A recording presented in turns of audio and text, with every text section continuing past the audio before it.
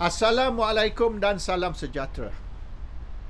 Seperti saya sudah beritahu berminggu-minggu dulu, esok Muhyiddin Yassin akan di-charge. Dan ini round pertama. Selepas ni akan ada beberapa charge lagi. This is not the only charge. Banyak lagi akan datang. Dan Muhyiddin akan busy, sibuk keluar masuk mahkamah selepas ni. Mereka nak charge juga Tok Guru Abdul Hadi Awang. Tapi mereka tak jumpa lagi apa-apa kes, apa-apa isu melibatkan rasuah. Jadi mereka akan guna kes security. Mengganggukan security Malaysia atau membahayakan security Malaysia atas beberapa ucapan yang Tok Guru telah buat. Satu daripadanya mereka akan kata Tok Guru Hadi ni melanggar titah Sultan. Satu lagi ni ialah kesalahan nak menjatuhkan kerajaan. Menjatuhkan kerajaan as it is bukanlah satu jenayah. Tapi mereka akan kaitkan kepada menjatuhkan kerajaan dan membahayakan ekonomi Malaysia. Sebab apabila kerajaan jatuh, sekira Anwar Ibrahim disingkir dari menjadi Perdana Menteri, maka pelabur asing akan takut, akan lari atau tidak akan datang ke Malaysia. Maka ini economic sabotage. Bermaknanya Tok Guru Abdul Hadi sabotage ekonomi Malaysia. Itu dianggap sebagai satu jenayah.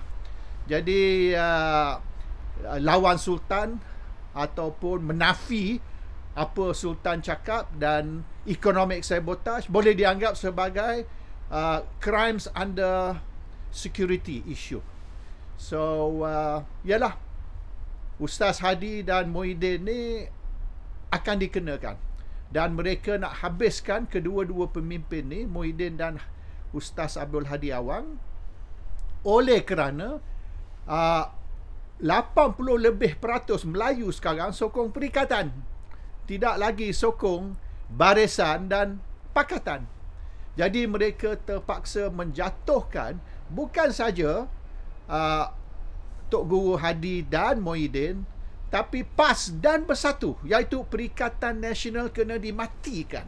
Kalau UMNO dan Pakatan Harapan nak selamat, kalau tidak, mereka tidak selamat. Dan kemungkinan besar di dalam 6 pilihan raya kecil yang akan datang Julai atau Ogos ni, 5 negeri akan jatuh ke tangan Perikatan, dan Pakatan mungkin masih boleh menang Pulau Pinang dengan majoriti yang kurang banding dengan dulu. Masalah UMNO ni banyak. Grassroots UMNO, akar umbi UMNO tolak Ahmad Zahid Hamidi. Sekarang ada kempen di mana mereka nak reject. Jadi diorang tengah panik. Dan mungkin sekira tim Zahid ataupun geng Zahid nak menang di peringkat naib presiden, ahli MKT, dan juga di bahagian sayap-sayap seperti wanita, pemuda, puteri. Kalau tim Zahid atau geng Zahid nak menang, mereka tak boleh menang secara sekarang. Mungkin mereka akan terpaksa tipu, akan melakukan satu penipuan untuk nak menang pemilihan parti UMNO. That one is being discussed. Sedang dibincang, sedang dirancang bagaimana nak tipu supaya tim Zahid menang pemilihan UMNO. Jadi semasa ni semua berlaku, banyak sangat spotlight di atas UMNO dan di atas Zahid. Dan yang terkini, Saifuddin Nasution ni memberi pengampunan kepada UMNO kerana melanggar perlembagaan parti. Itu satu perkara yang sangat-sangat negatif. Sebab pengampunan ni diberi selepas UMNO melakukan kesalahan, iaitu melanggar perlembagaan dan menafi hak ahli parti. So this one has very serious repercussion. Ahli marah sangat-sangat.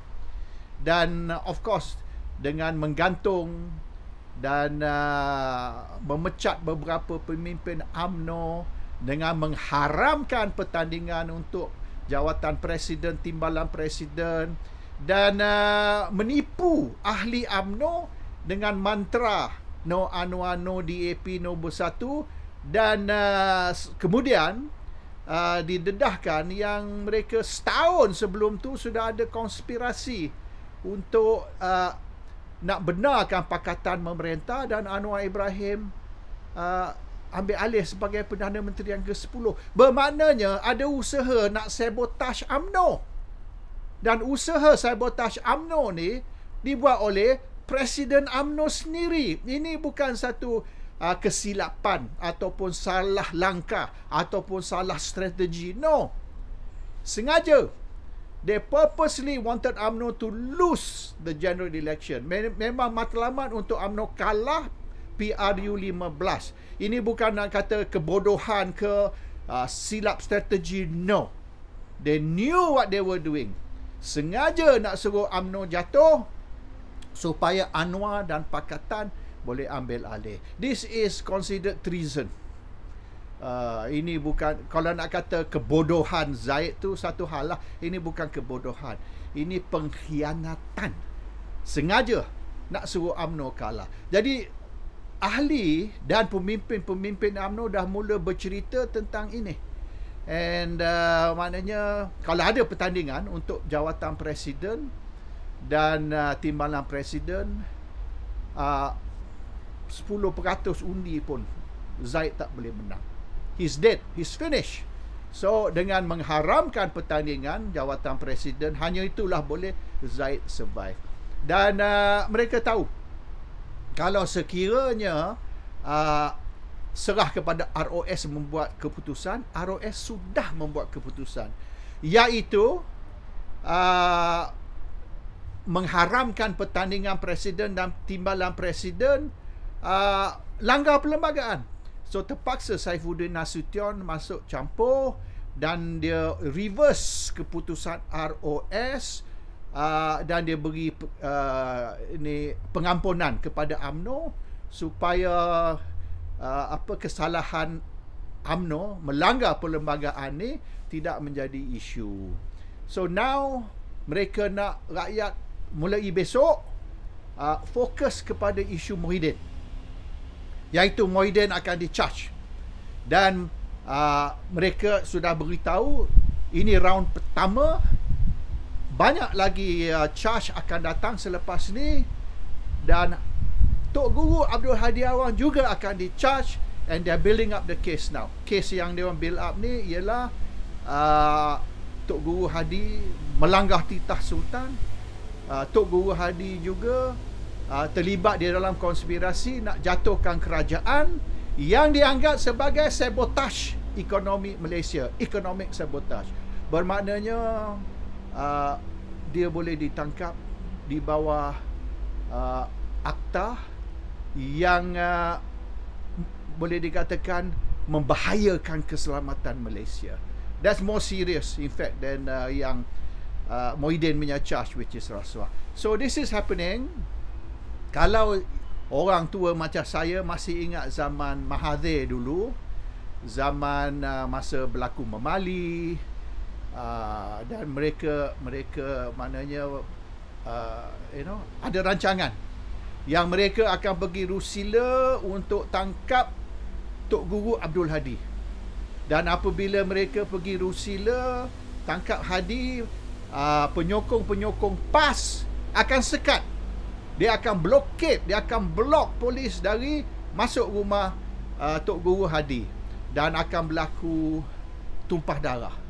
This is very serious because dia orang nak repeat Memali di Rusila. Rusila jadi Memali nombor 2. That is very bad. Ini yang dia untuk cerita. Saya harap tidak akan berlaku, sebab kalau nak tangkap Hadi pun tak payahlah pergi rumah dia kat Rusila.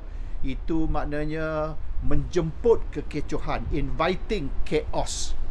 Boleh panggil Hadi pergi police station dan tangkap dia semasa dia pergi police station. Tak perlulah serbu rumah Hadi dengan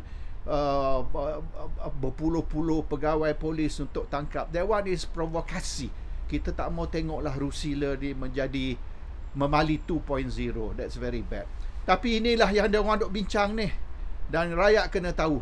So kalau sekira polis panggil Hadi, biarlah Hadi pergi. Jangan jadi macam kes. Ingat ada kes Datuk Harun dulu, hampir berlaku tumpah darah dekat depan rumah Datuk Harun apabila pemuda UMNO menyekat polis dari tangkap dia.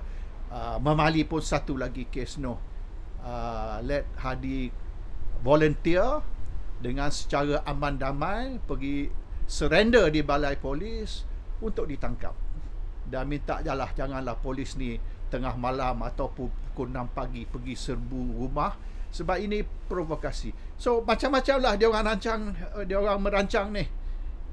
Isu Muhyiddin, beberapa lagi charge akan datang selepas besok ni, tentang rasuah dan salah guna kuasa, terima duit haram, meminta duit commission dari kontraktor. Ini semua akan disebut besok. Hadi will be kes keselamatan, melawan Sultan, melanggar titah Sultan, dan nak cuba jatuhkan kerajaan, yang akan menyebabkan ekonomi Malaysia kena sabotage. And sementara tu mereka harap fokus atas UMNO ni kurang. Orang tidak cerita banyak sangat tentang UMNO, sebab sekarang ni boleh dikatakan Presiden dan timbalan Presiden UMNO are fighting for their lives. Mungkin pertandingan jawatan Presiden, timbalan Presiden ni diharamkan, tapi naik Presiden, ahli MKT, bahagian sayap-sayap seperti pemuda, wanita, puteri hangat di pertandingan. Dan boleh dikatakan siapa yang dikesan, siapa yang di-identify sebagai tim Zahid atau tim Presiden akan kalah. And this is what merusikan. So untuk mengatasi masalah ni, untuk menentukan yang tim Zahid tak kalah, dia orang akan terpaksa fikir satu cara supaya dia orang boleh tipu di dalam pemilihan parti. Assalamualaikum, salam sejahtera.